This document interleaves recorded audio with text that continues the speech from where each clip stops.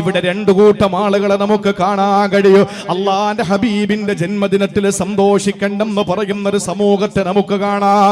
എന്തിനാ സന്തോഷിക്കുന്നത്? അള്ളാന്റെ ഹബീബിനെ പറ്റി നമുക്ക് എന്തിനാ ഇത്രത്തോളം? അതൊരു സാധാരണക്കാരനായ ആളല്ലേ, കേവലം ഒരു ദൂതനല്ലേ, സാധാരണക്കാരനായ ഒരു പ്രവാചകനല്ലേ. ഈസാ നബി വരെയുള്ള ആദം നബി മുതലുള്ള പ്രവാചകന്മാരുടെ ശൃംഖലയിലെ അവസാനത്തെ കണ്ണിയല്ലേ. എന്തിനാണ് ഇത്രയും വലിയ ആദരവ് ആരാധനയായി മാറ്റുന്നതെന്ന് ചോദിക്കുന്നവർ നമ്മുടെ ഇടയിലുണ്ട്.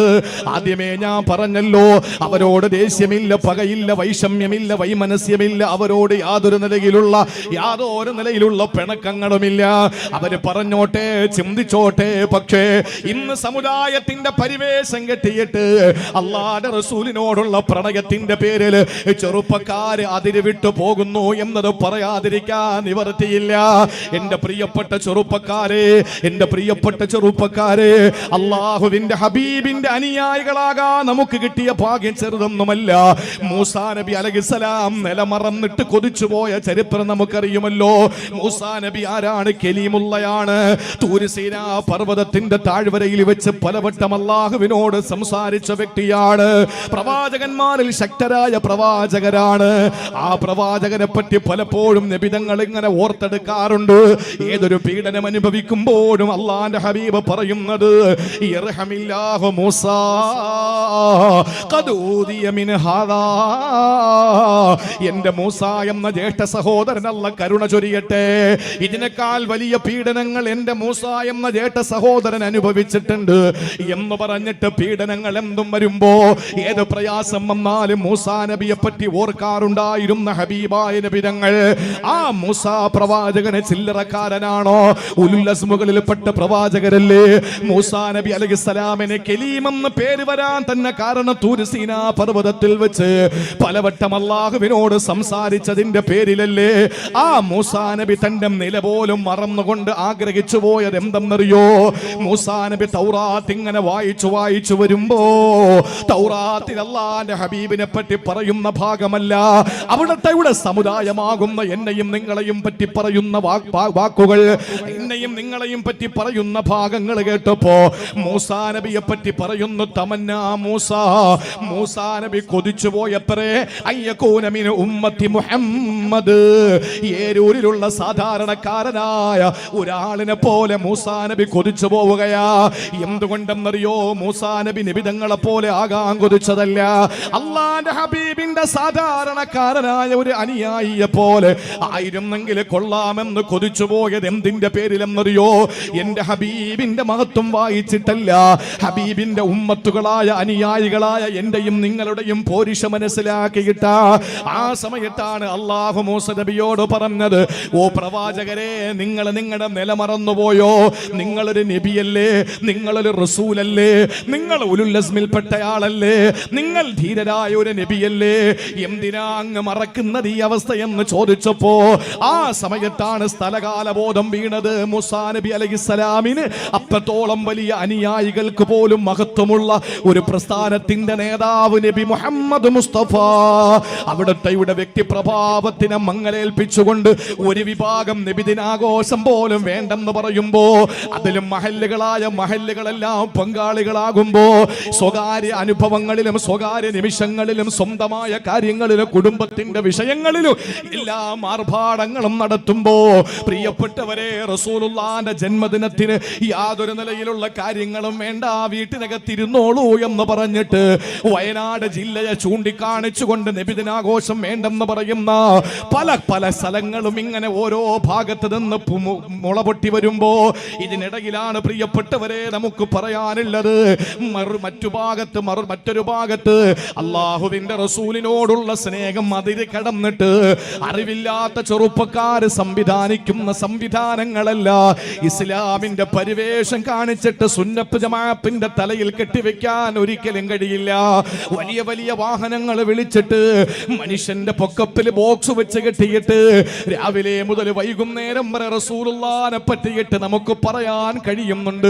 പക്ഷേ ഞാൻ 1000 വട്ടം അടിവരയിട്ടുകൊണ്ട് എന്റെ പ്രിയപ്പെട്ട ചെറുപ്പക്കാരോട് പറയുകയാ, വലിയ വണ്ടി നമ്മൾ വിളിക്കണം. എന്റെ അഭിപ്രായം ഈ വണ്ടിയൊന്നും പോരെന്നാണ്. ഏറ്റവും വലിയ വണ്ടി തന്നെ നമുക്ക് വിളിക്കാം. എത്ര വലിയ ബോക്സ് വേണോ നമുക്ക് വെച്ച് കെട്ടാ. എന്നിട്ട് കവലകളായ കവലകളിൽ നമ്മുടെ ഹബീബിനെ പറ്റി നമുക്ക് പറയാ, നമ്മുടെ റസൂലുള്ളാഹിന്റെ സ്വഭാവത്തെ പറ്റി വിശദീകരിക്കാ, ഹുബ്ബുൻ നബിയിൽ മുസ്തഫാന്റെ മഹത്വം ലോകത്തിന് പഠിപ്പിച്ചു കൊടുക്കാ. പക്ഷേ എന്റെ പ്രിയപ്പെട്ട ചെറുപ്പക്കാരാ, എന്തിനാണ് സംഗീതമുള്ള പാട്ട് നിങ്ങൾ ഇടുന്നത്? എന്റെ റസൂലിന് ഇഷ്ടമില്ലാത്ത കാര്യമല്ലേ? പള്ളികളുടെ മുന്നിലൂടെ പോയാൽ ആ ബാങ്ക് കൊടുക്കുന്ന സമയത്ത് ഒന്ന് മൈക്കൊന്ന് ഓഫാക്കാൻ എന്തേ ആശിഖീങ്ങളെന്ന് സ്വയം ചിന്തിക്കുന്ന ചെറുപ്പക്കാർക്ക് കഴിയാതെ പോകുന്നു. എന്തുകൊണ്ടാണ് ചെറുപ്പക്കാരാ രാവിലെ സുബഹി നിസ്കരിക്കാതെ ആർഭാടത്തോടു കൂടിയിട്ട് നബിദിനാഘോഷം നടത്തിയിട്ട് ളുഹർ നിസ്കരിക്കാൻ നീ മെനക്കെടാത്തത്? അസർ എന്തേ നിസ്കരിക്കാത്തത്? മഗ്രിബ് എന്തേ നിസ്കരിക്കാത്തത്? ഞാൻ വേദനയോടെ പറയട്ടെ, എത്രയോ ചെറുപ്പക്കാര് പല വാഹനങ്ങളിലും നമ്മൾ യാത്ര ചെയ്യുമ്പോ, കഴിഞ്ഞ വർഷവും അതിന് മുമ്പത്തെ വർഷവും നബിദിന സമ്മേളനങ്ങളിൽ പരിപാടിക്ക് പോകുമ്പോ, നാളെ ഈ വിനീതന് 2 പരിപാടിയാ. മഗ്രിബ് കഴിഞ്ഞിട്ട് നീർക്കുന്ന മസ്ജിദുൽ ഇജാബയുടെ മുമ്പിൽ നബിദിന സമ്മേളനത്തിന്റെ മുഖ്യ പ്രഭാഷണമാണ്. അത് കഴിഞ്ഞ് ഇശാ കഴിഞ്ഞിട്ട് മണ്ണഞ്ചേരിയിൽ പ്രസംഗമാണ്. ഇതും നബിദിന സമ്മേളനം തന്നെയാണ്. ഓരോ റബീഉൽ അവ്വൽ 12ന്റെ ദിവസങ്ങളിൽ നബിദിന സമ്മേളനങ്ങളിൽ പ്രസംഗിക്കാൻ പോകുമ്പോ പലപ്പോഴും പ്രിയപ്പെട്ടവരെ തലകുനിച്ചിരിക്കേണ്ടി വന്നിട്ടുണ്ട്. തൊട്ടു മുന്നിലൂടെ നബിദിനത്തിന്റെ പേരിൽ വാഹനങ്ങളിൽ പോകുന്ന പാട്ട് കേൾക്കുമ്പോ മ്യൂസിക്കുള്ള പാട്ടുകൾ ഇട്ടിട്ട് ആരോടുള്ള സ്നേഹമാണ് എന്റെ ചെറുപ്പക്കാരാ? ഇത് ഏത് നബിയോടുള്ള സ്നേഹമാണ് എന്റെ പൊന്നുമോനെ? അള്ളാന്റെ ഹബീബിന്റെ സ്നേഹം നീ ആഗ്രഹിക്കുന്നുണ്ടോ? പക്ഷേ നിന്റെ പ്രവർത്തനങ്ങൾ എവിടെയാ നിന്നെ കൊണ്ടെത്തിക്കുന്നതെന്നറിയോ? ഡെൻമാർക്കിൽ റസൂലുള്ളാഹിനെ പറ്റി അധിക്ഷേപിച്ചവരെ പോലെ, പത്തനംതിട്ടയിൽ ചോദ്യപേപ്പർ എഴുതിയവരെ പോലെ, തൊടുപുഴയിൽ കാർട്ടൂൺ വരച്ചവരും ചോദ്യപേപ്പർ എഴുതിയവരെ പോലെ, നെതർലാൻഡിൽ അടച്ചിട്ട കണ്ണാടിച്ചിലിനകത്തിരുന്ന് റസൂലുള്ളാഹിനെ അധിക്ഷേപിക്കുന്നവരെ പോലെ നീ ചെയ്യുന്ന പ്രവൃത്തിയാണ് എന്നേ പറയാൻ കഴിയൂ.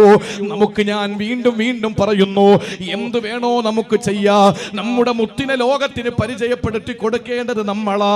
എത്ര മദ്ഹ് പറഞ്ഞാലും മതി വരൂല, എത്ര അഷ്റഖ പറഞ്ഞാലും നമുക്ക് മതി വരൂല, എത്ര നബിതങ്ങളുടെ പേര് സലാപ്പ് ചെല്ലിപ്പിച്ചാലും മതി വരൂല, എത്ര വലിയ വണ്ടി വിളിച്ചിട്ടും നമുക്ക് കൊതിരീരൂല. അതൊക്കെ ആകാം, പക്ഷേ നിസ്കാരം ഉപേക്ഷിച്ചു കൊണ്ട് വേണ്ട നബിദിനാഘോഷ സംഗീതം ഉപയോഗിച്ച്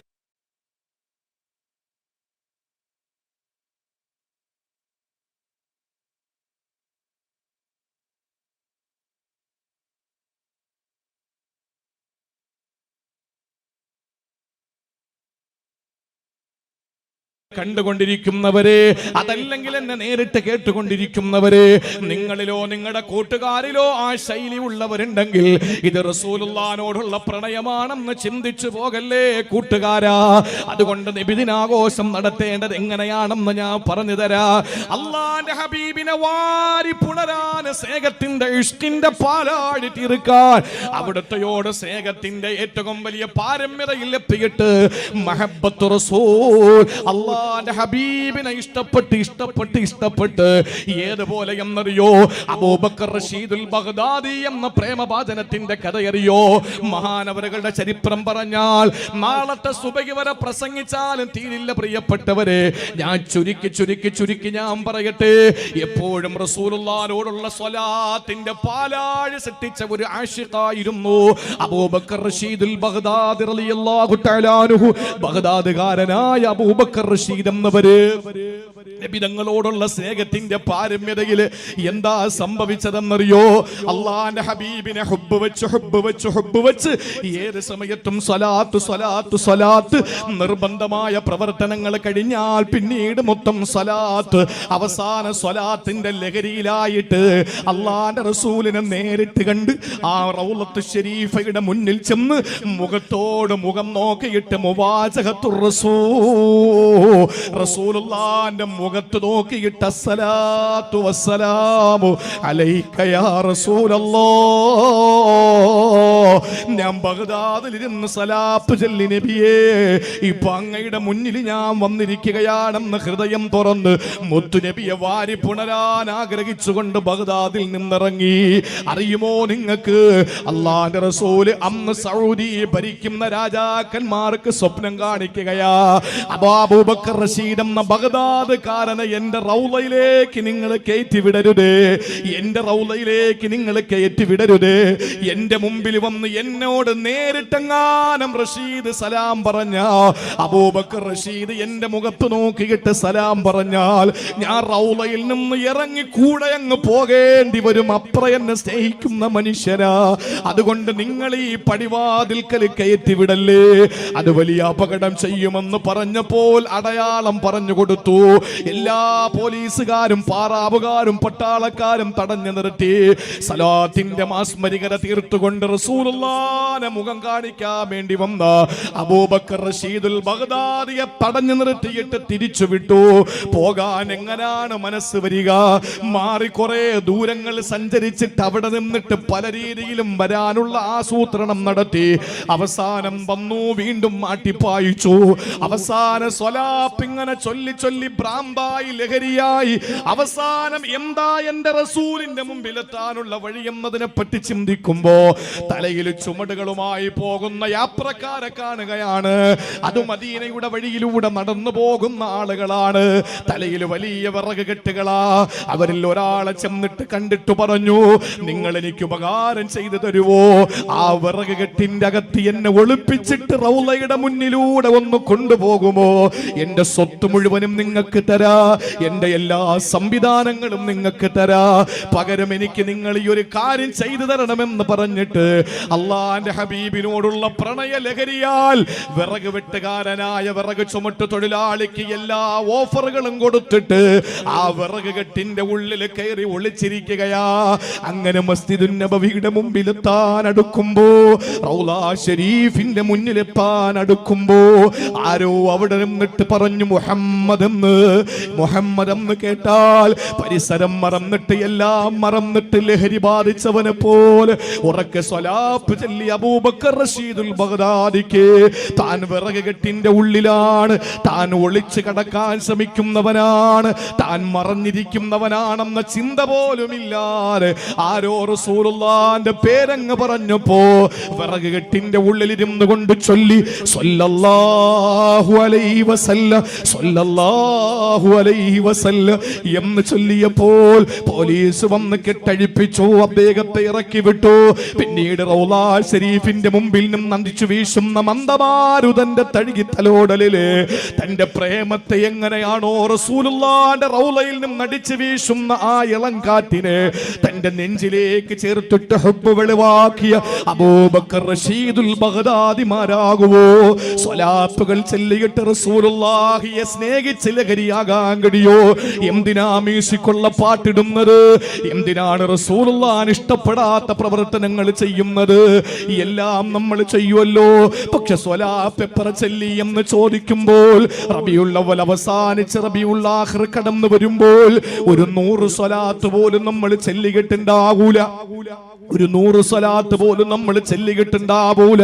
ഒരുപാട് സദസ്സുകളിൽ ഒരുപാട് സ്വലാത്തുകൾ ഇജാസത്ത് കൊടുക്കുന്ന, എനിക്ക് ഒരുപാട് പ്രതിസന്ധികൾ വന്നപ്പോ, ഒരുപാട് പ്രയാസങ്ങൾ എനിക്ക് നേരിട്ടപ്പോ ആ പ്രയാസങ്ങളെ ഞാൻ പറയാതെ തന്നെ വായിച്ചെടുത്ത മഹാനായ ശൈഖുനായ ഒരു ഉസ്താദ്. പ്രിയപ്പെട്ടവരെ, ഈ അടുത്ത സമയത്തും ഒരു പ്രതിസന്ധിയിൽ ഞാൻ പെട്ടുപോകുമ്പോൾ, പല രീതിയിലും ശത്രുക്കൾ വിരിച്ച വലയിൽ ഞാൻ കുടുങ്ങി പോകുമോ എന്ന ഒരു സന്ദർഭത്തില്, ആ ഘട്ടത്തിൽ ഞാൻ ഉസ്താദ് ഈ പരിപാടിക്ക് വേണ്ടി എന്നെ ക്ഷണിക്കുമ്പോൾ ഞാൻ പറഞ്ഞു, ഉസ്താദേ ഇങ്ങനെ ഒരു പ്രയാസം നേരിട്ട് കൊണ്ടിരിക്കുകയാണ്. ആ സമയത്തും എനിക്കൊരു സ്വലാത്തും ദിക്റും പറഞ്ഞു തന്നു. പ്രിയപ്പെട്ട സഹോദരങ്ങളെ, അങ്ങനെ ഒരുപാട് സ്വലാത്തുകൾക്ക് ഇജാസത്ത് കൊടുക്കുന്ന, ദിക്റുകൾ ഇജാസത്ത് കൊടുക്കുന്ന അതൊരു ലോകമാണ്. അതെല്ലാവർക്കും പറഞ്ഞാൽ തിരിയണമെന്നില്ല. അതൊരു ലോകമാണ്. ദിവസവും രാവിലെ സൂര്യൻ ഉദിച്ചു കഴിഞ്ഞാൽ, സുബഹി നിസ്കാരം കഴിഞ്ഞ് സൂര്യൻ ഉദിച്ചു കഴിഞ്ഞാൽ 101 സ്വലാത്ത് ചെല്ലണം. അസ്ർ നിസ്കാരം കഴിഞ്ഞാൽ 101 സ്വലാത്ത് ചെല്ലണമെന്ന് എന്നെ ഞാനാക്കി മാറ്റിയ എന്റെ അഭിവന്യനായ ഗുരുവര്യർ, എന്നെ ഞാനാക്കി മാറ്റിയ, എന്റെ എല്ലാ കുറവുകളും കണ്ടു ചേർത്ത് നിർത്തിയിട്ട് എന്നെ പഠിപ്പിച്ച ആദരണീയനായ ശൈഖുൽ ഹദീസ് ബീരാൻകുട്ടി ഹളറത്ത് നവ്വറല്ലാഹു മർഖദ മഹാനവറുകൾ തന്ന ഇജാസത്ത് 15 വർഷമായി വർഷമായി പടച്ചവന് സ്തുതി. അൽഹംദുലില്ലാഹ്. ഈ 15 വർഷത്തിന്റെ ഉള്ളില് ഓരോ ദിവസം സുബഹി കഴിഞ്ഞും അസർ കഴിഞ്ഞും 100 സ്വലാത്ത് വീതം ചെല്ലാൻ എനിക്ക് അനുമതി തന്ന, ഇജാസത്ത് തന്നിട്ട് ഈ നിമിഷം വരെ ഇന്ന് ഞാൻ ഈ സദസ്സിൽ കയറുമ്പോഴും ഞാൻ ചൊല്ലിക്കിട്ടാ കയറിയത്. പ്രിയപ്പെട്ടവരെ, 15 വർഷമായി ഞാൻ മുടക്കിയിട്ടില്ല. ബഹുമാനപ്പെട്ട ഉസ്താദ് അവറുകളെ ഇജാസത്ത് കൊടുക്കുമല്ലോ ഒരുപാട്. ഞാൻ എന്റെ പ്രിയപ്പെട്ടവരോട് പറയട്ടെ, പുണ്യ റബീഇന്റെ പുണ്യവസന്തത്തിന്റെ രാത്രിയിൽ, റബീഉൽ അവ്വൽ മാസം 11-ാം തീയതി സൂര്യൻ അസ്തമിച്ച 12-ാമത്തെ രാത്രിയിൽ ഈ അനുഗ്രഹീതമായ ഇഷ്കിന്റെ മജ്ലിസിൽ ഒരുമിച്ച് കൂടുമ്പോ ഇവിടെ വെച്ച് തീരുമാനമെടുത്തു പോകൂ പെങ്ങളെ. ഒരിക്കൽ പോലും മരിക്കുന്നത് വരെ നിസ്കാരമില്ലാത്ത സമയത്തും നമുക്ക് ചൊല്ലാം ചെയ്യാം. ഒരു 101 സ്വലാത്ത് അറ്റ്ലീസ്റ്റ് അതെങ്കിലും നമുക്ക് ചൊല്ലാൻ കഴിയണം. ഈ ദിവസത്തിൽ നമുക്കൊരു സമ്മാനം നമ്മുടെ പ്രവാചകന് കൊടുക്കാം. ആ പ്രവാചക പ്രഭുവിന് കൊടുക്കുന്ന ജന്മദിന സമ്മാനം 101 സ്വലാത്ത് എന്റെ മരണം വരെ ഞാൻ ചൊല്ലും. വല്ലാഹി റബ്ബിൽ കഅബ. ജീവിതത്തിൽ എന്ത് പ്രതിസന്ധികൾ പ്രയാസങ്ങൾ വന്നാലും പിടിച്ചു നിൽക്കാൻ പറ്റും. സ്വലാത്ത് നമ്മുടെ ലഹരിയായാൽ ആ സ്വലാത്ത് നമുക്ക് സമ്പത്ത് വലിച്ചു കൊണ്ടുതരും. ആ സ്വലാത്ത് നമുക്ക് വിഷമങ്ങൾ മാറ്റിത്തരും. ആ സ്വലാത്ത് നമ്മുടെ ദാരിദ്ര്യം മാറ്റിത്തരും. ആ സ്വലാത്ത് നമ്മുടെ തടിക്ക് സലാമത്ത് നൽകും. ആ സ്വലാത്ത് നമ്മുടെ റൂഹിന് ആനന്ദം നൽകും. ആ സ്വലാത്ത് നാളെ ഖബറിൽ രക്ഷയ്ക്കെത്തും. ആ സ്വലാത്ത് നമ്മുടെ മരണസമയത്ത് സക്കറാത്ത് എളുപ്പമാക്കും. ആ സ്വലാത്ത് നാളെ പരലോകത്ത് നമുക്ക് ലിവാഉൽ ഹംദ് തരും. ആ സ്വലാത്ത് നാളെ ഹൗലിൽ നിന്ന് പാനം തരും. ആ സ്വലാത്ത് നമുക്ക് 2 പാദങ്ങളും സ്വർഗത്തിൽ ഊതുന്നതുവരെ നിർഭയത്വം നമുക്ക് തരും. ആ സ്വലാത്ത് അള്ളാന്റെ ഹബീബിന്റെ തൃക്കല്യാണത്തിൽ നമ്മളെ പങ്കെടുപ്പിക്കും. ആ സ്വലാത്ത് കൊണ്ട് റബ്ബിന്റെ തിരുദർശനമെന്ന ലിഖാ നമുക്ക് തരും. അതുകൊണ്ട് പ്രിയപ്പെട്ട സഹോദരങ്ങളെ, ആ നിലയിൽ നബി തങ്ങളെ ഒന്ന് സ്നേഹിക്കാൻ തീരുമാനിക്കും. ആ രീതിയിൽ നമ്മൾ റസൂലുള്ളാഹിനെ സ്നേഹിക്കും സല്ലല്ലാഹു അലൈഹി വസല്ലം.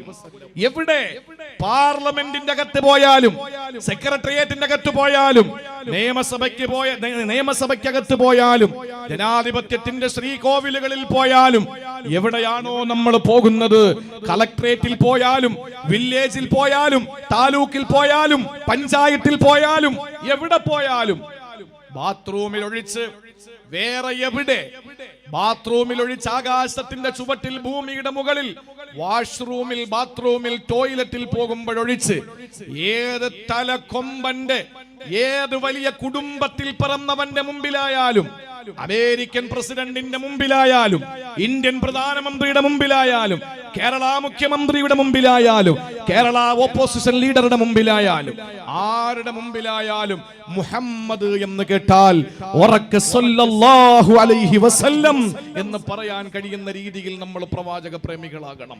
അതാണ് റബീഉൽ അവ്വൽ നമ്മൾ ചെയ്യേണ്ടത്. അള്ളാന്റെ ഹബീബ് നിരോധിച്ച കാര്യങ്ങൾ ചെയ്തുകൊണ്ട് നബിദിനാഘോഷം നടത്തുമ്പോ പത്തനംതിട്ടയിൽ റസൂലുള്ളാഹിനെതിരെ ചോദ്യപേപ്പർ എഴുതിയവരും അവരും നമ്മളും തമ്മിൽ എന്ത് വ്യത്യാസമാവുള്ളത്? അള്ളാഹുവിന്റെ ഹബീബ് ഇഷ്ടപ്പെടാത്ത ഒരു കാര്യം നമ്മൾ ചെയ്യാൻ പാടില്ല. അതാ പറഞ്ഞത്, ഫഇൻ തവല്ലൗ, നിങ്ങളിൽ അവരിൽപ്പെട്ട ആളാണെന്ന് പറഞ്ഞിട്ടും നിങ്ങൾക്ക് ദുഃഖം വരുമ്പോൾ, അവർക്ക് ദുഃഖം വരുമ്പോൾ നിങ്ങളും ദുഃഖിതനാണെന്ന് പറഞ്ഞിട്ടും, അവർക്ക് സന്തോഷം വരുമ്പോൾ നിങ്ങൾക്കതിൽ സന്തോഷമുണ്ടെന്ന് പറഞ്ഞിട്ടും, അവരോട് നിങ്ങൾക്ക് അങ്ങേ അറ്റത്തെ റൗഫത്താണെന്ന് പറഞ്ഞിട്ടും അവര് മനസ്സിലാക്കാതെ, സ്വലാപ്പ് ചെല്ലാതെ, നിങ്ങളുടെ വാക്ക് ധിക്കരിച്ചുകൊണ്ട് നടക്കുന്നുവെങ്കിൽ നബിയെ ധൈര്യമായിട്ട് അവരുടെ മുമ്പിൽ എഴുന്നേറ്റ് നിന്ന് പറ, ഖുബ്ബത്തുൽ ഖളറാഇന്റെ ചുവട്ടിൽ ഉറങ്ങിക്കിടക്കുന്ന പൂമാരൻ, ആ പ്രിയപ്പെട്ട നബിതങ്ങൾക്ക് നാക്കുകൊണ്ട് പറയാൻ ഇനി കഴിയില്ല. അത് അവിടത്തെ അനുയായികളായ, അനന്തരാവകാശികളായ ഈ നാട്ടിലെ പണ്ഡിതന്മാരുടെ നാവിലൂടെ അള്ളാഹുവിന്റെ റസൂല് പറയിപ്പിക്കുന്നു. അള്ളാഹു പറഞ്ഞു, ഫഖുൽ ഹസ്ബി അല്ലാഹ്, നിങ്ങൾ എനിക്ക് വേണ്ട, എനിക്കെന്റെ അല്ലാഹ് മതി, എനിക്കെന്റെ റബ്ബ് മതി, ധൈര്യമായിട്ട് പറയൂ നബിയെ എന്ന്. അതുകൊണ്ട് അള്ളാന്റെ ഹബീബ് ഒഴിവാക്കിയ ഒരു വിഭാഗത്തിൽ നമ്മൾ പെടണോ? നിങ്ങൾ എനിക്ക് വേണ്ട എന്ന് അള്ളാന്റെ ഹബീബ് പറഞ്ഞ വിഭാഗത്തിൽ നമുക്ക് പെടണോ? വേണ്ട. നമുക്ക് സ്നേഹിക്കാം, നമുക്ക് ലിമിറ്റ്സ് ഇല്ലാതെ സ്നേഹിക്കാം, പരിധിയില്ലാതെ പ്രണയിക്കാം. ആർക്കും ഭർത്താവിനേക്കാൾ നമ്മൾ സ്നേഹിക്കണം. ഞാൻ ചോദിക്കട്ടെ, ഒരു രൂപം നമ്മുടെ മനസ്സിലുണ്ടോ അള്ളാന്റെ ഹബീബിനെ പറ്റി? ഒരു ചിത്രം നമ്മൾ കണ്ടിട്ടുണ്ടോ? ആർക്കെങ്കിലും പറയാൻ പറ്റുമോ എന്റെ കയ്യിൽ റസൂലുള്ളാന്റെ ഫോട്ടോയുണ്ട് എന്ന്? ഞാൻ നബിതങ്ങളെ വരച്ചിട്ടുണ്ട് എന്ന് പറയാൻ ആർക്കാ കഴിയുക? നമ്മൾ ഇന്നുവരെ ഒരു സ്തൂപമോ അല്ലെങ്കിൽ ഒരു ഒരു ഒരു ഒരു ഏതെങ്കിലും ഒരു രൂപമോ ഏതെങ്കിലും ഒരു ചിത്രമോ ഒന്നുമില്ലാതെ ഇതൊക്കെ ഉള്ള കൺമുമ്പിൽ നിൽക്കുന്ന കൺകണ്ട ഭർത്താവിനേക്കാൾ നമ്മൾ സ്നേഹിക്കുന്നില്ല പെങ്ങളെ? സ്നേഹിക്കണ്ടേ നമുക്ക് അല്ലാഹുവിന്റെ ഹബീബിനെ? ഞാൻ ചോദിക്കാൻ, നിങ്ങൾ ഒരാളെ സ്നേഹിക്കുന്നെങ്കിൽ സ്നേഹത്തിന്റെ മാനദണ്ഡങ്ങൾ എന്താണ്? ചിന്തിച്ചു നോക്ക്.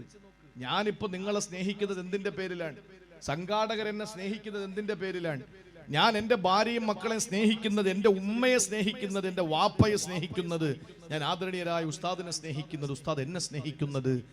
നമ്മൾ മറ്റുള്ളവരെ സ്നേഹിക്കുന്നതിന്റെ മാനദണ്ഡം എന്താണ് അറിയോ? അങ്ങോട്ടും ഇങ്ങോട്ടൊക്കെ സ്നേഹം ഉണ്ടല്ലോ നമുക്ക്. അള്ളാഹു സ്നേഹം നിലനിർത്തി തരട്ടെ. സുഹൃത്തെന്ന് മാത്രം പറഞ്ഞാൽ മതി, ചങ്ക് ബ്രോ എന്നൊന്നും പറയണ്ട, അതൊക്കെ ന്യൂജൻ ഭാഷയാണ്. സുഹൃത്തെന്ന് പറഞ്ഞാൽ തന്നെ സു എന്ന് പറഞ്ഞാൽ നല്ലത്, ഹൃത്തെന്ന് പറഞ്ഞാൽ ഹൃദയം, സുഹൃത്തെന്ന് പറഞ്ഞാൽ നല്ല ഹൃദയം എന്നാണ് അർത്ഥം. നമ്മൾ എന്തിനാണ് മറ്റൊരാളെ സ്നേഹിക്കുന്നത്? നാലാൽ ഒരു കാരണത്തിന്റെ പേരിലെ ഒരാൾ മറ്റൊരാളെ സ്നേഹിക്കും. എന്റെ പ്രിയപ്പെട്ട സഹോദരങ്ങളെ, നമ്മൾ ഭാര്യമാരെ സ്നേഹിക്കുന്നത് എന്തിന്റെ പേരിലാണെന്നറിയോ? നിന്റെ പേരില.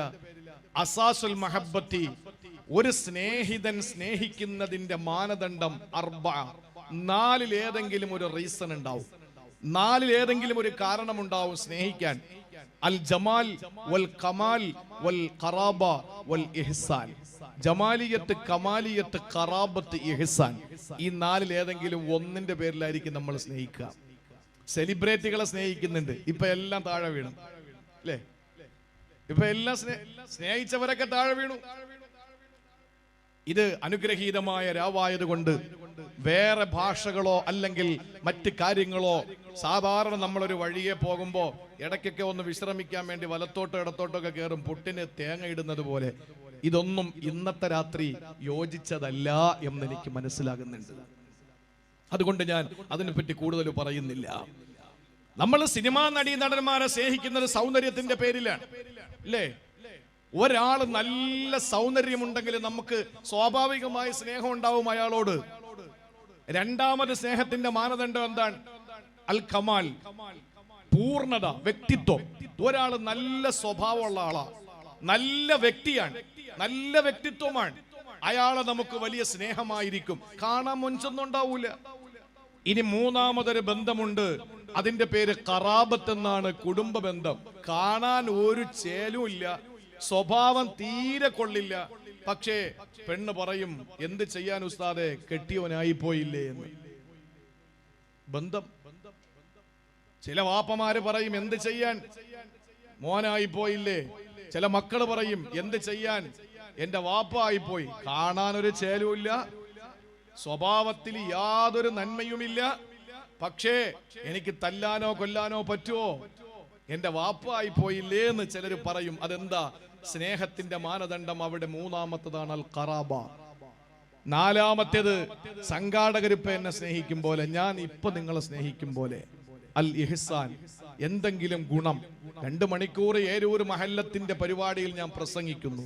പുണ്യ റബീഇന്റെ രാത്രിയില് വീട്ടിൽ ഉറങ്ങിക്കിടക്കേണ്ട ഞാൻ എന്റെ മുത്തിനെ പറ്റി പറയാൻ മൈക്ക് വെച്ച് കെട്ടി, സ്റ്റേജും കെട്ടി, ബഹൂറും പുകച്ച് അള്ളാഹുവിന്റെ ദാസന്മാരെയും ദാസിമാരെയും മുന്നിലിരുത്തിയിട്ട് പറയാൻ അവസരം തന്നു സംഘാടകര്. ഗുണമുണ്ടായി എനിക്ക് നിങ്ങളെ കൊണ്ട്. അതിന്റെ പേരിലാണ് നിങ്ങൾ എന്നെ സ്നേഹിക്കുന്നത്, ഞാൻ നിങ്ങളെ സ്നേഹിക്കുന്നത്. ഈ 4 മാനദണ്ഡങ്ങളിൽ ഏതെങ്കിലും ഒരു മാനദണ്ഡമില്ലാതെ ഒരാൾ മറ്റൊരാളെ ഇഷ്ടപ്പെടുവോ? ഇല്ല, ഇല്ല. ഈ 4 മാനദണ്ഡങ്ങൾ വെച്ച് പരിശോധന നടത്തിയാൽ ലോകത്ത് സ്നേഹിക്കപ്പെടാൻ ഒരേ ഒരു വ്യക്തിയെ കാണൂ, അതാണ് നബി മുഹമ്മദ് മുസ്തഫ. ചെറിയ വിവരണം. 1 മണിക്കൂർ പിന്നിട്ടു, ഇനി 3/4 മണിക്കൂർ എനിക്കുണ്ട്. 1.25 മണിക്കൂറായി, ഇനി 3/4 മണിക്കൂറുണ്ട്. ആ 3/4 മണിക്കൂർ നിങ്ങൾ കേട്ടോ. ലോകത്തെ ഏറ്റവും വലിയ സൗന്ദര്യവാനാരാ? വെറുതെ പറഞ്ഞാ പോരാ, തെളിവ് വേണം. ഖുർആനിൽ നിന്നും വേണം, ഹദീസിൽ നിന്നും വേണം. ലോകത്തെ ഏറ്റവും വലിയ വ്യക്തിത്വമാരാണ്, ലോകത്തെ ഏറ്റവും വലിയ നമ്മുടെ ഖറാബത്ത് ബന്ധമാരാ, ഏറ്റവും വലിയ ഉപകാരം ആരിൽ നിന്നാ? നോക്കൂ നിങ്ങൾ, ഒരാള് മറ്റൊരാളെ സ്നേഹിക്കുന്നത് അയാളുടെ സൗന്ദര്യത്തിന്റെ പേരിലാണെങ്കിൽ നമുക്ക് സ്നേഹിച്ചൂടെ? ആയിഷ ബീവി റളിയല്ലാഹു തആല അൻഹ പറഞ്ഞല്ലോ, ഞാൻ എൻ്റെ വീട്ടിൽ സൂചിയും നൂലും കൊണ്ട് തുണി നെയ്തുകൊണ്ടിരിക്കുമ്പോൾ എൻ്റെ സൂചി നിലത്ത് വീണ് പോയി. ആ സമയത്ത് സൂചി എടുക്കാൻ കഴിയാതെ ഞാനിങ്ങനെ തപ്പിത്തടയുകയാ. എന്തുകൊണ്ടെന്നറിയോ? ഇന്നത്തെ പോലെ സൗകര്യങ്ങളോ സംവിധാനങ്ങളോ അന്നില്ലല്ലോ. എണ്ണ വിളക്കല്ലേ അവിടെ ഉള്ളത്. പലപ്പോഴും വിളക്കിൽ എണ്ണ ഒഴിക്കാറില്ല. കാരണം ആ എണ്ണ ഒഴിച്ചാൽ കഴിക്കാൻ ഭക്ഷണത്തിന് പാകം ചെയ്യാൻ എണ്ണ കിട്ടൂല. അതുകൊണ്ട് എണ്ണ വിളക്കിൽ എണ്ണ ഒഴിക്കാതെ പലപ്പോഴും എണ്ണ എടുത്തിട്ട് പാചകം ചെയ്യാൻ ഉപയോഗിക്കാറുണ്ടായിരുന്നെന്ന് ഹദീസുകളിൽ കണ്ടിട്ടില്ലേ? അതുകൊണ്ട് തന്നെ വിളക്കിൽ എണ്ണയില്ലാത്തത് കൊണ്ട് വിളക്കില്ല. എന്റെ റൂമിനകത്ത് സൂചി നിലത്ത് വീണ് പോയപ്പോ ഞാൻ എവിടെയാണ് സൂചി എന്ന് പറഞ്ഞ് ഞാൻ ഇങ്ങനെ കൈകൊണ്ട് തപ്പിത്തടയുമ്പോ ഇതാ കടന്നു വരുന്നു റൂഹി ഫിദാ അഹ്മദ് മുജ്തബ. എന്റെ റസൂൽ എന്റെ റൂമിലേക്ക് കടന്നു വന്നു. അവിടുത്തെ ഇവിടെ നെറ്റിത്തടത്തിൽ നിന്ന് അടിച്ചു വീശുന്ന പ്രകാശത്തിന്റെ പ്രോജ്വലത കണ്ടിട്ട് എന്റെ നിലത്ത് വീണ സൂചി ഞാൻ എടുത്തു. ഇത് സിനിമയുടെ തിരക്കഥയല്ല, ഇത് സീരിയലിന്റെ ക്ലൈമാക്സ് അല്ല, ഇത് നാടകത്തിന്റെ ഇതിവൃത്തമല്ല. ഇത് അല്ലാഹുവിന്റെ ഹബീബിനെ പറ്റിയുള്ള താരീഖുകളിൽ കാണാൻ കഴിയുന്ന കാര്യമാ. പ്രിയപ്പെട്ടവരെ, റസൂലുള്ളാഹിന്റെ നെറ്റിത്തടത്തിന്റെ പ്രകാശം കണ്ടുകൊണ്ട് സൂചി പോലും നിലത്ത് വീണത് എടുക്കാൻ പറ്റിയെന്ന് ആയിഷ ബീവി പറയുമ്പോ, ഒരു രാത്രിയിൽ റസൂലുള്ളാഹിനെ ഇങ്ങനെ തപ്പി നോക്കുമ്പോ കാണുന്നില്ല. അടുത്ത് കിടന്ന തന്റെ ചൂടും ചൂരുമേറ്റ് തന്റെ അടുത്ത് കിടന്ന റസൂലിനെ കാണാനില്ല. ആയിഷ ബീവിക്ക് അറിയാം, റസൂല് വിരിപ്പിലില്ലെങ്കിൽ പിന്നെ എവിടെ ഉണ്ടാകുമെന്ന്. എവിടെയാണ് റസൂൽ ഉണ്ടാവുക? ഒരു കർട്ടന്റെ തൊട്ടപ്പുറത്തുള്ള മസ്ജിദുൻ നബവി. അതിനകത്ത് രാത്രി എന്റെ റസൂൽ ഇബാദത്തിലായിരിക്കും. കതക് തുറന്നു, കർട്ടൻ നീക്കിയിട്ട് നോക്കുമ്പോ പള്ളിക്കകത്ത് റസൂലില്ല. ഇനി പള്ളിയിലും ഇല്ലെങ്കിൽ എവിടെയാണ് ഉണ്ടാവുകയെന്ന് നന്നായിട്ടറിയാ. അള്ളാന്റെ ഹബീബിന്റെ മറ്റ് ഭാര്യമാരുടെ അടുക്കലേക്ക് പോവുകയാ. അന്തിസ് ഇനിസ്വതിൻ വഫാതിൽ മുസ്തഫ ഖുയ്റന ഫഖ്തറന നബിയൽ മുഖ്തഫ ആയിഷത്തുൻ വഹഫ്സത്തുൻ വസൗദ സുഫിയത്തും മൈമൂനത്തുൻ വറംല ഹിന്ദുൻ വസൈനബുൻ കദാ ജുവൈരിയ ലിൽ മുഅ്മിനീന ഉമ്മഹാത്തും മർളിയ. പ്രിയപ്പെട്ട ഭാര്യമാരുടെ വീട്ടിലേക്ക് പോവുകയാ. എവിടെയാ മറ്റ് ഭാര്യമാരുടെ വീട്?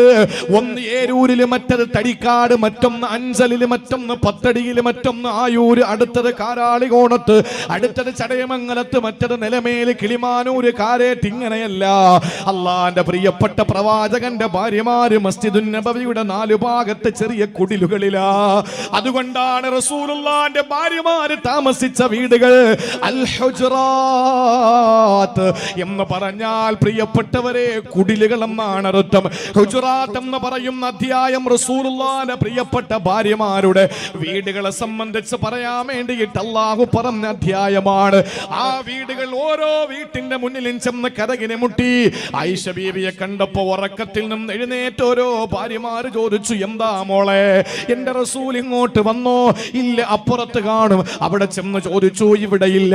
അടുത്ത വീട്ടിൽ പോയി, അവിടെയില്ല. അടുത്ത വീട്ടിൽ പോയി, അവിടെയുമില്ല. സങ്കടത്തോടെ റസൂലുള്ളാഹിക്ക് എന്തെങ്കിലും ആപത്ത് പറ്റിയോ? എന്റെ കൂടെ കിടന്ന എന്റെ നായകൻ എവിടെയാണ്?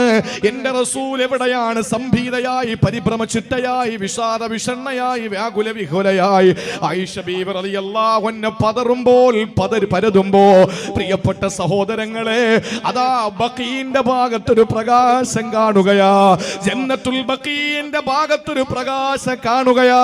മസ്ജിദുൻ നബവിയുടെ അടുത്ത് ആയിഷ ബീവിയുടെ വീട്ടിൽ നിന്നുകൊണ്ട് ഇന്ന് റസൂൽ കിടന്നിറങ്ങുന്ന റൗള ശരീഫ് നിൽക്കുന്ന വീട് ആയിഷ ബീവിയുടെ വീടാ. അവിടെ നിന്ന് നോക്കുമ്പോ അതാ ബഖീന്റെ ഭാഗത്തൊരു പ്രകാശം കാണുകയാ. ആ പ്രകാശം ആരുടെ പ്രകാശമാണ്?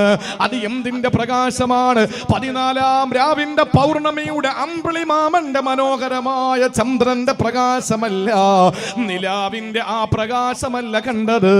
ആ കണ്ടത് ആരുടെ പ്രകാശമാണെന്നറിയോ? ബഖീ എന്ന് പറയുന്ന പറയുന്ന പ്രദേശത്ത് നിൽക്കുന്ന ഹബീബിന്റെ നെറ്റിത്തടത്തിൽ നിന്ന് പ്രകാശം പരക്കുകയാ. ഇന്ന ബൈതന അംദ സാകിനുഹു ലൈസ മുഹ്താജൻ ഇല സുറുജി.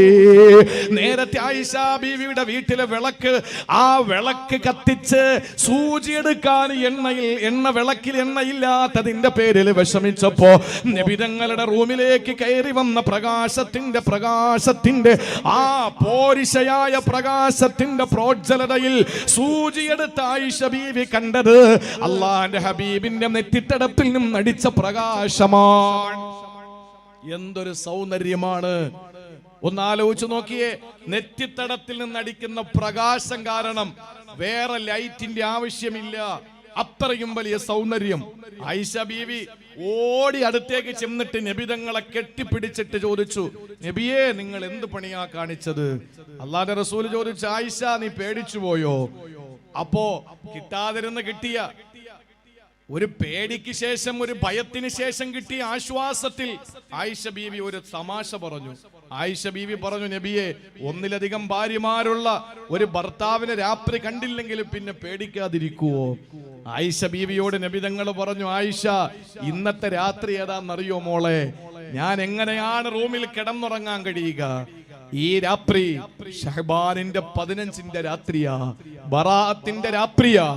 ഈ രാത്രി കൽബ് ഗോത്രത്തിന്റെ ആട്ടിൻപറ്റങ്ങളുടെ രോമങ്ങളെക്കാൾ പാപം ചെയ്തവൻ അല്ലാഹു പുറത്തു കൊടുക്കും. ഏരൂരിലെ നിങ്ങളുടെ വീട്ടിൽ ഒരു ആടുണ്ടെങ്കിൽ, ജനിച്ചത് മുതൽ 1.5 വർഷം കൊണ്ട് നിങ്ങളെ കൂടെ നടക്കുന്ന ഒരു ആട്, ആ ആടിന്റെ രോമങ്ങൾ എത്രയെന്ന് പറയാൻ നിങ്ങൾക്ക് കഴിയോ? ഏരൂരുള്ള ആട് പോലെയല്ല കൽബ് ഗോത്രത്തിന്റെ ആട്. ആ കൽബ് ഗോത്രത്തിന്റെ ആട്ടിൻപറ്റങ്ങൾക്ക് രോമം കൂടുതലാ. ആ രോമത്തിന്റെ അളവനുസരിച്ച് പാപം ചെയ്തവനും അല്ലാഹു പുറത്തു കൊടുക്കും ശഅബാൻ 15-ന്. അപ്പൊ ഈ രാത്രി ഞാൻ എങ്ങനെ കിടന്നുറങ്ങും ആയിഷ? അതുകൊണ്ട് ഞാൻ എൻ്റെ പ്രിയപ്പെട്ടവരെ സിയാറത്ത് ചെയ്യാൻ ബഖീ എന്ന ആ ശ്മശാനത്തിൽ അഥവാ മഖ്ബറയിൽ വന്നതാണ്. നബി തങ്ങളുടെ സൗന്ദര്യം ഇതിനപ്പുറം വിവരിക്കണോ? ഇതങ്ങോട്ട് ദഹിച്ചിട്ടില്ല എങ്കിൽ, ഇത് പോരെങ്കിൽ ഞാൻ മറ്റൊന്ന് പറയാം. യൂസുഫ് നബി അലൈഹിസ്സലാമിനാണോ ഏറ്റവും വലിയ സൗന്ദര്യമുള്ളത് നബി തങ്ങൾക്കാണോ? പ്രിയപ്പെട്ടവരെ, തർക്കമില്ലല്ലോ. ഇസ്രാഇന്റെ മേറാജിന്റെ രാത്രി 3-ാം ആകാശത്ത് വെച്ച് യൂസുഫ് നബിയെ കണ്ട കഥ മുസ്ലിം റിപ്പോർട്ട് ചെയ്യുന്നുണ്ട്. അല്ലാഹുവിന്റെ റസൂൽ പറയുകയാണ്, എന്റെ പ്രിയപ്പെട്ട സഹോദരൻ യൂസുഫിനെ ഞാൻ 3-ാം ആകാശത്ത് വെച്ച് കണ്ടു. ആ സമയത്ത് ഞാൻ യൂസുഫിനെ നോക്കുമ്പോ എന്റെ സൗന്ദര്യത്തിന്റെ പകുതി എന്റെ യൂസുഫിൽ എനിക്ക് കാണാൻ കഴിഞ്ഞു. ഏറ്റവും വലിയ സൗന്ദര്യം ആർക്കെന്നാ ലോകം മനസ്സിലാക്കിയത്? യൂസുഫ് നബിക്കുള്ള സൗന്ദര്യം എന്നാണ്. അത് ആരുടെയും തെറ്റല്ല. യൂസുഫ് നബിയുടെ സൗന്ദര്യത്തെ പറ്റി ഖുർആൻ പറഞ്ഞൊരു വാക്കുണ്ട്. സലീഹ എന്ന സുന്ദരിയായ മന്ത്രിയുടെ പ്രിയപ്പെട്ട ഭാര്യ യൂസുഫ് നബിയുടെ സൗന്ദര്യത്തിൽ ആകൃഷ്ടയായിക്കൊണ്ട് യൂസുഫ് നബിയെ കടന്നു പിടിക്കാൻ ശ്രമിച്ചപ്പോൾ കുതറി ഓടിയ യൂസുഫ് നബി അലൈഹിസ്സലാമിന്റെ അരമനയിലെ രഹസ്യം അങ്ങാടി പാട്ടായി. അവസാനം പെണ്ണുങ്ങളൊക്കെ കളിയാക്കാൻ തുടങ്ങി, സലീഹ, നിനക്ക് എന്തിന്റെ സോക്കേടാ? നീ എന്തിനാ യൂസുഫിനെ പിടിക്കാൻ പോയത്? സലീഹയുടെ മനസ്സിൽ പെണ്ണിന്റെ ചതി വലിയ ചതിയാണ്. മനസ്സിലാക്കണം. എല്ലാവരോടും എനിക്ക് പറയാനുള്ളത്, കാമുകന്മാരോട് പറയാനുള്ളത് ഒറ്റ കാര്യം, ഖുർആൻ പഠിക്കും. നമ്മളിപ്പോഴും ഏറ്റവും വലിയ ചതി ആരുടെ ചതി എന്നാ മനസ്സിലാക്കിയത്? ശൈത്താന്റെ ചതിയല്ലേ? അല്ലേ? ശൈത്താന്റെ ചതിയല്ലേ? ശൈത്താന്റെ ചതിയല്ലേ ഏറ്റവും വലിയ ചതി? എന്നാ അല്ലാഹ് പറഞ്ഞു, ഇന്ന കൈദ ശൈത്താനി കാന ലഈഫ. ഇന്ന കൈദ ശൈത്താനി കാന ലഈഫ. ശൈത്താന്റെ ചതി ലഘുവായ ചതിയാണ്. പക്ഷെ പെണ്ണിന്റെ ചതിയോ, ഇന്ന കൈദകുന്ന അളീം. പെണ്ണിന്റെ ചതി വലിയ ചതിയാ. പെണ്ണിന്റെ ചതി വലിയ ചതിയാ. പെണ്ണ് തേക്കും. നമ്മുടെ ഇപ്പോഴത്തെ ഭാഷയിൽ പറഞ്ഞാൽ പെണ്ണ് തേച്ചിട്ട് പോവും. അതുകൊണ്ട് ഒരു പെണ്ണിന്റെ ചതിയിൽ യൂസുഫ് നബിക്ക് ജയിലിൽ കിടക്കേണ്ടി വന്നു. അവസാനം നിരപരാധിയാണെന്ന് തെളിഞ്ഞു. നമ്മൾ അറിയണം, നാട്ടുകാരികളുടെ മുമ്പിൽ എന്റെ പേര് പോയി എന്ന എല്ലാ പെണ്ണുങ്ങളും ഒന്ന് മനസ്സിലാക്കട്ടെ, എന്റെ യൂസുഫ് ആരാണ്. എല്ലാവരുടെ കയ്യിൽ ഓരോ ആപ്പിളും കൊടുത്ത് കത്തിയും കൊടുത്ത് യൂസുഫ് നബി ഇറക്കി അങ്ങ് വിട്ടു. ഇറക്കി വിട്ടപ്പോ യൂസുഫ് നബിയെ പറ്റി അല്ലാഹ് ഖുർആനിൽ മദ്ഹ് പറയാൻ, യൂസുഫ് നബിയെ പറ്റി അള്ളാഹു ഖുർആനിൽ മൗലിദ് പറയാൻ. എന്താണെന്നറിയോ? അവിടുത്തെ പെണ്ണുങ്ങള് യൂസുഫ് നബിയെ ഇങ്ങനെ നോക്കി നിന്നു. ആ സൗന്ദര്യത്തിൽ ഇങ്ങനെ ആകൃഷ്ടരായിക്കൊണ്ട് പെണ്ണുങ്ങൾ നോക്കി നിന്നിട്ട് യൂസുഫ് നബി ഇങ്ങനെ നടന്നങ്ങ് പോയിട്ട് കയ്യിലേക്ക് നോക്കുമ്പോ ബ്ലഡ് ഒഴുകുക. ആപ്പിള് മുറിഞ്ഞിട്ട് വിരലുകൾ മുറിക്കപ്പെട്ടു പോയി. ചരിത്രം എല്ലാവർക്കും അറിയാം, ഞാൻ അത് പറയാനല്ല പറഞ്ഞത്. ആ സമയത്ത് യൂസുഫ് നബിയുടെ സൗന്ദര്യത്തെ പറ്റിയിട്ട് പെണ്ണുങ്ങൾ പറഞ്ഞത് ഖുർആൻ എടുത്ത് സൂറത്ത് യൂസുഫിൽ ഉദ്ധരിച്ചു. എന്താണെന്നറിയോ? അതാണ് യൂസുഫ് നബിയുടെ സൗന്ദര്യം. എന്താണ്? മാഹാദാ ബശറാ ഇൻ ഹാദാ ഇല്ലാ മലകുൻ കരീം. പടച്ചോനാണ്, ഇത് മനുഷ്യനല്ല. ഈ പോകുന്ന യൂസുഫ് മനുഷ്യനല്ല, ഇത് ഏതോ മലക്കാണ്. മനുഷ്യന് ഇത്രത്തോളം സൗന്ദര്യം വരൂല. പച്ച മണ്ണ് കൊണ്ട് സൃഷ്ടിച്ച മനുഷ്യന് ഇത്രത്തോളം സൗന്ദര്യം വരൂല. അതുകൊണ്ട് പ്രകാശത്താൽ പടയ്ക്കപ്പെട്ട ഏതോ മലക്കാണ് ഈ പോകുന്നതെന്ന് പറഞ്ഞ് മിസ്രിലെ പെൺകുട്ടികളുടെ കൈമരളുകൾ മുറിക്കപ്പെട്ട് അവരുടെ ശരീരത്തിലെ കൈവിരലുകളിൽ നിന്ന് ചോര ചാലിട്ടൊഴുകുന്നത് വരെ അറിഞ്ഞില്ല എങ്കിൽ ആയിഷ ബീവി റളിയല്ലാഹു അൻഹ പറയുകയാണ്, എന്റെ ഹബീബ്, എന്റെ നായകൻ, എന്റെ റസൂൽ, മദീനയുടെ പെണ്ണുങ്ങള് എന്റെ റസൂലിനെ കണ്ടു തീർത്തിട്ടില്ല. മിസ്രിലെ പെണ്ണുങ്ങള് യൂസുഫ് നബിയെ കണ്ടിട്ട് മുഴുവനായി സൗന്ദര്യം മുഴുവനും ആസ്വദിച്ചിട്ട് അവരുടെ കൈവിരലുകൾ മുറിക്കപ്പെട്ടത് അറിഞ്ഞില്ലെങ്കിൽ എന്റെ റസൂലുള്ളാഹിന്റെ ശരീരം മുഴുവനും കാണണ്ട. എന്റെ മുത്തിന്റെ നെറ്റിത്തടത്തിന്റെ പ്രകാശം ഈജിപ്തിലെ മിസ്രിലെ പെണ്ണുങ്ങൾ കണ്ടിരുന്നെങ്കിൽ വല്ലാഹി ആ പെണ്ണുങ്ങളെ ഹൃദയം പൊട്ടി മരിച്ചു പോകുമായിരുന്നു. പ്രിയപ്പെട്ടവരെ, സൂഫിയാക്കളായ പണ്ഡിതന്മാര് പറഞ്ഞതെന്തെന്നറിയോ? യൂസുഫ് നബി അലൈഹിസ്സലാമിന് സൗന്ദര്യത്തെ പറ്റി ആളുകൾ ഇങ്ങനെ പ്രകീർത്തിക്കാൻ തുടങ്ങിയത് എന്തിന്റെ പേരിലെന്നറിയോ? യൂസുഫ് നബിയുടെ സൗന്ദര്യത്തെ കണ്ടു തീർക്കാൻ നമുക്ക് കണ്ണുകൾക്ക് കഴിയും, പക്ഷെ റസൂലുള്ളാഹിന്റെ സൗന്ദര്യം കണ്ടു തീർക്കാൻ നമുക്ക് പറ്റൂല. ഏതുപോലെയെന്നറിയോ? ഇന്ന് നമ്മൾ പറയുന്നു ഏറ്റവും നല്ല സൗന്ദര്യത്തെ പറ്റി പറയുമ്പോ സഹോദരങ്ങളെ പറയുന്നത് ചന്ദ്രനോട് ഉപമിച്ചുകൊണ്ടാണ്. ചന്ദ്രന്റെ പ്രത്യേകത എന്താണ്? കിഴക്കൻ ചക്രവാളത്തിൽ അരുണകിരണങ്ങൾ പ്രത്യക്ഷപ്പെടുന്ന ആ സമയത്ത് സൂര്യന്റെ രശ്മികളെ കാണാൻ നമുക്ക് കണ്ണിന് കഴിയൂല. ആർക്കാണ് സൂര്യനെ കാണാൻ പറ്റുക? ഒരു നിമിഷത്തിന്റെ പകുതിയിൽ സൂര്യനെ നോക്കി നിൽക്കാൻ പറ്റുമോ? ഇല്ല. എന്നാ ചന്ദ്രന് നമുക്ക് എത്ര നേരം വേണമെങ്കിലും നോക്കി നിൽക്കാം. കാരണം പിറ ആദ്യ സമയങ്ങളിൽ ഹിലാൽ എന്നാണ് പറയുന്നത്. ആ പിറ പിന്നീട് 2-ാം ദിവസം മുതൽ 13-ാം ദിവസം വരെ പറയുന്ന പേര് ബദർ എന്നാണ്. ഹിലാൽ എന്ന് പറയുന്ന സംഗതി ഒരു ചെറിയ കീറൽ പോലെയാണ്, ഒരു സ്ക്രാച്ച് പോലെയാണ്. അത് കാണുമ്പോഴാണ് പെരുന്നാൾ ആഘോഷിക്കുന്നത്, അത് കാണുമ്പോഴാണ് നോമ്പ് പിടിച്ചു തുടങ്ങുന്നത്. അത് ഒരു നിമിഷം മാത്രം ചിലപ്പോ കാണും. അതിങ്ങനെ ഒരു സ്ക്രാച്ച് പോലെയാണ്, ഒരു ചെറിയ വര പോലെയാണ്. അത് കഴിഞ്ഞാൽ 2-3 ദിവസം കഴിയുമ്പോൾ അതിങ്ങനെ വളർന്ന് വളർന്ന് വരുന്നത് കാണാൻ പറ്റും. അതിന്റെ പേര് ബദർ എന്നാണ്. 13-ന്റെ അന്ന് വരെ അതിന് പറയുന്നത് ബദർ എന്നാണ്. 14-ന്റെ അന്ന് പൂർണ്ണചന്ദ്രനാകുന്നു. അതിന് പറയുന്നത് ഹിലാൽ എന്നല്ല, അതിന് പറയുന്നത് ബദർ എന്നല്ല, അതിന് പറയുന്നത് ഖമർ എന്നാണ്. അത് 14 പൗർണമിയാണ്. അന്ന് നല്ല നിലാവാണ്. അന്ന് ആ ചന്ദ്രൻ ഇങ്ങനെ വലിയ ഒറട്ടിയുടെ വലിപ്പത്തിനുണ്ടാകും. അതിനെ എത്ര മണിക്കൂർ വേണമെങ്കിലും നമുക്ക് കാണാം. പക്ഷേ സൂര്യനെ ഒരു സെക്കൻഡിന്റെ ഒരു നിമിഷം പോലും നമുക്ക് കാണാൻ പറ്റൂല. കശംസി തൽഹറുൽ ഐനൈനി മിൻ ബുഅദി സഗീറതൻ വതുകിൽ ലുതറഫ മിൻ അമമി മൗലായ സല്ലി വസല്ലം.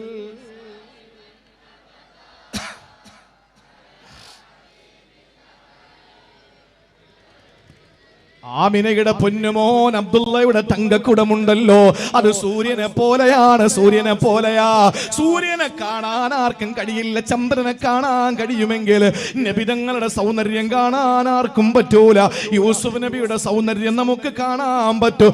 ഒന്നുകൂടി ഞാൻ പറഞ്ഞോട്ടെ, ഒരായത്തായി ഒരു ഹദീസായി. എന്നാ റസൂലുള്ളാഹിനെ പറ്റി കാനൻ നബിയു സല്ലല്ലാഹു അലൈഹി വസല്ലം അഹ്സനൻ നാസി വജ്ഹാ, ലോകത്ത് ഏറ്റവും നല്ല മുഖകാന്തിയുള്ളത് എന്റെ റസൂലായിരുന്നു. ഒരു ദിവസം അതാ റസൂലുള്ളാഹി ചുമന്ന കുപ്പായം ധരിച്ചു, ചുമന്ന തലപ്പാവ് ധരിച്ചുകൊണ്ട് കടന്നു വരികയാ. സഹാബാക്കൾ അത്ഭുതപ്പെട്ടു. നബി തങ്ങൾ എന്താണ് വെള്ള വസ്ത്രത്തിനല്ലേ പ്രയോറിറ്റി കൊടുക്കുക, എന്തേ ഇന്ന് ചുമന്ന വസ്ത്രം ധരിച്ചത്? ആ സമയത്ത് കടന്നു വന്ന നബി തങ്ങളുടെ അടുത്തെത്തുമ്പോ റസൂലുള്ളാഹി ചുമന്ന കുപ്പായം ധരിച്ചതല്ല, ചുമപ്പ് കലർന്ന വെളുത്ത ശരീരത്തിൽ വെള്ള വസ്ത്രം എടുത്തങ്ങണിഞ്ഞപ്പോ അത് ചുമപ്പ് പോലെ തോന്നുന്നതാ. കാഴ്ചക്കാർക്ക് ചുമന്ന നിറം തോന്നുന്നതാണ്. ഇത്രയും വലിയ സൗന്ദര്യം ഹബീബായ നബി തങ്ങൾക്ക് ഉണ്ടെങ്കിൽ അൽ ജമാൽ, ഏറ്റവും വലിയ സൗന്ദര്യത്തിന്റെ ഉടമ നമ്മുടെ ഭർത്താവല്ല, എന്റെ പ്രിയപ്പെട്ടവരെ ഭാര്യമാരല്ല, അഷ്റഫുൽ ഖൽഖ് നബി മുഹമ്മദ് മുസ്തഫ. സ്നേഹിക്കുന്നെങ്കിൽ, സൗന്ദര്യത്തിന്റെ പേരിൽ സ്നേഹിക്കുന്നെങ്കിൽ സ്നേഹിച്ചോളൂ നിങ്ങൾ അള്ളാന്റെ ഹബീബിനെ. തീരുന്നില്ല. സല്ലല്ലാഹു അലൈഹി വസല്ലമയുടെ രണ്ടാമത്തെ സ്നേഹത്തിന്റെ മാനദണ്ഡം എന്തെന്നറിയോ? ഞാൻ ചുരുക്കി പറയാൻ വെളുക്കുന്നത് വരെ അറിവിൽ ശിശുവായ, അറിവിന്റെ യാതൊരു ലക്ഷണങ്ങളുമില്ലാത്ത, അറിവിൽ പാപ്പരായ എനിക്ക് നേരം സുബഹിന്റെ ബാങ്ക് കേൾക്കുന്നത് വരെ അള്ളാന്റെ റസൂലിനെ പറ്റി മാത്രം പറഞ്ഞുകൊണ്ട് നിൽക്കാൻ പറ്റുമെങ്കിൽ, അറിവുള്ള ഏതൊരു ഉസ്താദിനെ പോലെ അറിവിന്റെ അവഗാഹം നേടിയ വലിയ വലിയ മഹാരഥന്മാരായ ആശിഖീങ്ങളായ അള്ളാഹുവിന്റെ ഹബീബിനെ പറ്റി പറയാൻ ത്രാണിയും പ്രാപ്തിയുമുള്ള പണ്ഡിതന്മാരെ സംബന്ധിച്ചിടത്തോളം എത്ര ദിവസം പറയാൻ കഴിയും എന്റെ പ്രിയപ്പെട്ടവരെ? അതുകൊണ്ട് സൗന്ദര്യത്തിന്റെ പേരിൽ നിങ്ങൾ ഒരാളെ സ്നേഹിക്കുന്നുണ്ടോ? എന്നാൽ ആ സ്നേഹം മുഴുവനും നമ്മൾ കൊടുക്കേണ്ടത് നമ്മുടെ നായകനാണ്. മറക്കരുത്. ഇനി രണ്ടാമത്തെ മാനദണ്ഡം ഏതാണ്? അൽ കമാൽ, പരിപൂർണത, വ്യക്തിത്വം. ഞാൻ ചോദിക്കട്ടെ, ഏറ്റവും വലിയ വ്യക്തിത്വത്തിന്റെ ഉടമയാരാണ്? വെറുതെ നബിതങ്ങളാണെന്ന് പറഞ്ഞാ പോരാ. നബിതങ്ങളുടെ വ്യക്തിത്വം എന്താണെന്ന് നമ്മൾ പഠിച്ചിട്ടുണ്ടോ? അതാ ഞാൻ പറഞ്ഞത്. എല്ലാ കവലകളിലും റസൂലുള്ളാഹിനെ പറ്റി, അവിടുത്തെ വ്യക്തിത്വത്തെ പറ്റി പറഞ്ഞു കൊടുക്കണം. ഇതര സമുദായത്തിലെ സഹോദരങ്ങൾ തിരിച്ചറിയണം. നമ്മുടെ നബിതങ്ങളെ പറ്റി പഠിക്കാൻ നമ്മുടെ സഹോദരങ്ങൾക്ക് കഴിയണം. പഠിക്കുന്നുണ്ട്. ഞാനൊരു സാധാരണ വായിക്കുമ്പോ എനിക്കിഷ്ടം തോന്നിയ ഒരു ചെറു കൃതിയുണ്ട്. ഒരു സ്വാമി, അദ്ദേഹം ഖുർആൻ, ഞാൻ പഠിച്ച ഖുർആൻ എന്ന് പറഞ്ഞ് അദ്ദേഹം ഒരു കൃതി എഴുതി. ഒരു ചെറിയ ബുക്കാണ്. എനിക്ക് വല്ലാതെ ഇഷ്ടപ്പെട്ടു. ഓരോ വരികളും ആസ്വദിച്ച് ഞാൻ വായിച്ചിട്ടുണ്ട്. അത് അദ്ദേഹം ഇങ്ങനെ സൂറത്തുൽ ഫാത്തിഹയെ ഞാൻ മനസ്സിലാക്കിയത് എന്ന് പറഞ്ഞിട്ട് അദ്ദേഹം മനസ്സിലാക്കിയത് എഴുതി വെച്ചിരിക്കുന്നത്, അദ്ദേഹം ഒരു മുഫസ്സിറോ ഖുർആന്റെ പരിഭാഷകനോ ഏതെങ്കിലും ഒരു വലിയ പണ്ഡിതനോ ഒന്നുമല്ല. അദ്ദേഹം ഖുർആനിനെ ഇങ്ങനെ പഠിച്ചിട്ട് അദ്ദേഹത്തിന്റെ ഭാഷയിൽ എഴുതിയത് ഒരു ചെറിയ കൃതിയാക്കി. അദ്ദേഹം ഒരു മാസികയില്, അദ്ദേഹം ഒരു വാരികയിൽ അദ്ദേഹം ഇങ്ങനെ അതിന്റെ തുടർ ലേഖനങ്ങളാക്കി എഴുതിയിട്ട് അതിനെ ഒരു ചെറിയ കൃതിയാക്കി. ഞാനത് വാങ്ങി വായിച്ചപ്പോൾ എന്നെ വല്ലാതെ അത്ഭുതപ്പെടുത്തി. റഹ്മാൻ റഹീം നമ്മൾ പഠിക്കുന്നത്, ഞാൻ കുറ്റപ്പെടുത്തുകയൊന്നുമല്ല, നമ്മൾ പഠിക്കാൻ തയ്യാറാവുന്നില്ല. ഈ കൊല്ലം ജില്ലയില്, തെക്കൻ കേരളത്തില് കിട്ടാവുന്നതിൽ ഏറ്റവും ഹൈ ക്ലാസ് ഇമാമിനെയാണ് നിങ്ങൾക്ക് കിട്ടിയിരിക്കുന്നത്, അല്ലേ? ഏറ്റവും ടോപ്പ് ഇമാമിനെയാണ് നിങ്ങൾക്ക് കിട്ടിയിരിക്കുന്നത്. അവസരം ഇവിടെ തന്നെ ഉണ്ട് ഉസ്താദ്. അവസരം മുതലാക്കാൻ നമ്മൾ ശ്രമിക്കണം. നോക്കൂ, ആ സ്വാമി ഖുർആനിന് തഫ്സീർ എന്ന് പറഞ്ഞാൽ അദ്ദേഹം പഠിച്ചത്, അദ്ദേഹത്തിന്റെ ഭാഷയിൽ എഴുതി വെച്ചിരിക്കുന്നത് റഹ്മാൻ. നമ്മളെ മക്കളോട് ചോദിച്ചാൽ എന്താ പറയാ? കരുണാനിധി. കേരളത്തിന്റെയും തമിഴ്നാട്ടിലെ രണ്ട് മുഖ്യമന്ത്രി ആരെയാ? ഒന്ന് കരുണാകരൻ, മറ്റൊന്ന് കരുണാനിധി. ഒന്ന് കേരളത്തിൻ്റെതും മറ്റൊന്ന് തമിഴ്നാട്ടിലും. നമ്മുടെ അറിവുകൾ അവിടെ തന്നെ നിൽക്കുന്നേ ഉള്ളൂ. ഒന്ന് കരുണാകരനും മറ്റൊന്ന് കരുണാനിധിയും.